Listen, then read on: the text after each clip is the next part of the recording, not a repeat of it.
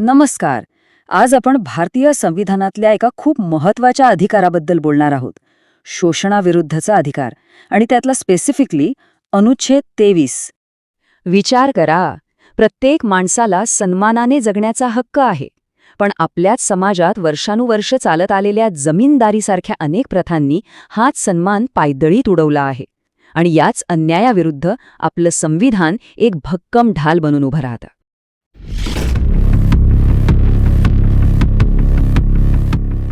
तर हीच ढाल म्हणजे आपलं अनुच्छेद 23.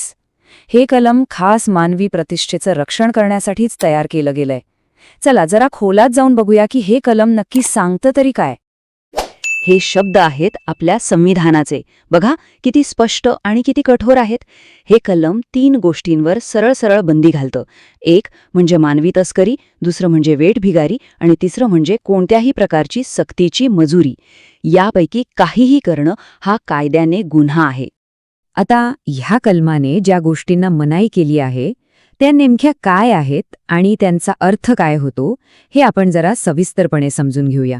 यातला पहिला आणि सगळ्यात गंभीर गुन्हा म्हणजे मानवी तस्करी. पण मग याचा अर्थ काय? सोप्या भाषेत सांगायचं तर माणसांना वस्तू समजून त्यांची खरेदी विक्री करणं.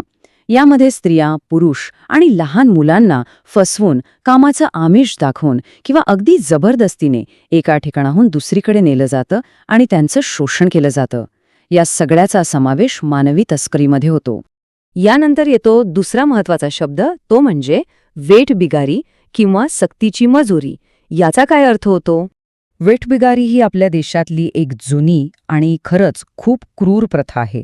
यात काय काय येतं तर बघा, पगार न देता किंवा अगदीच तुटपुंजा मोबदला देऊन काम करून घेणं, एखाद्या छोट्याशा कर्जाच्या बदल्यात पिढ्यानपिढ्या राबवून घेणं किंवा मग सामाजिक दबावामुळे एखाद्याला काम करायला भाग पाडणं, हे सगळं वेठबिगारीत मोडतं आणि ते पूर्णपणे बेकायदेशीर आहे.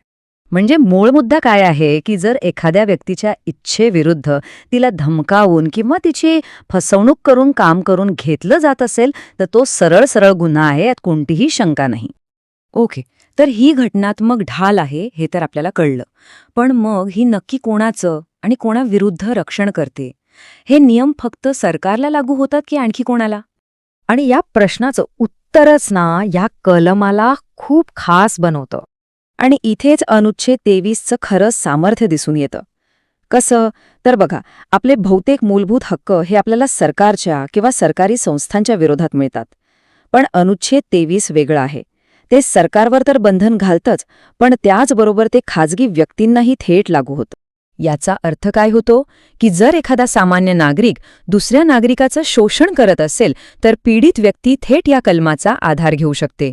विचार करा, ही गोष्ट या अधिकाराला किती शक्तिशाली बनवते. पण जसं म्हणतात ना, प्रत्येक नियमाला काहीतरी अपवाद असतो. तसाच या ढालीला सुद्धा एक खूप मर्यादित आणि आवश्यक असा अपवाद आहे. चला पाहूया तो काय आहे.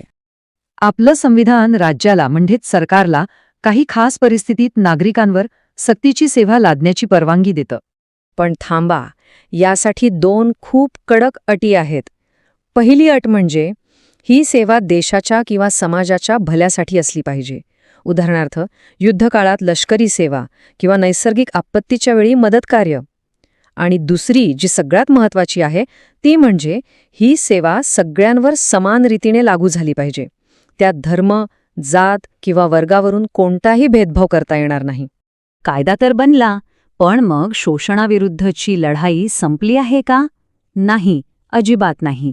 आणि म्हणूनच अनुच्छेद 23 आजही तितकंच किंबहुना जास्तच महत्वाचं आहे. झालंय असं की काळासोबत शोषणाने फक्त आपली रूपं बदलली आहेत, पण ते संपलेलं नाहीये. आजही आपण पाहतो आपल्या आजूबाजूला शोषणाची नवी रूपं दिसतायत.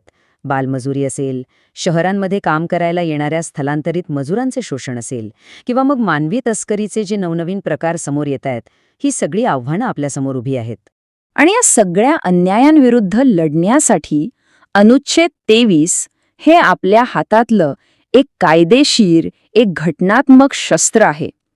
हे फक्त एक कलम नाहीये, तर न्यायासाठी लढण्याचं एक मोठं साधन आहे. त्यामुळे या संपूर्ण विश्लेषणाचं सार आपण एका वाक्यात सांगू शकतो. अनुच्छेद 23 हे प्रत्येक व्यक्तीच्या मानवी सन्मानाचं रक्षण करणारे कवच आहे. कायदा तर आहे संविधानात, पण तो फक्त कागदावर राहता कामा नये. तो प्रत्यक्षात प्रत्येक पीडित व्यक्तीपर्यंत पोचला पाहिजे. त्याला खरं संरक्षण मिळालं पाहिजे. हे कसं करायचं हा प्रश्न आज आपल्या सगळ्यांसमोर आहे. यावर नक्कीच विचार करायला हवा.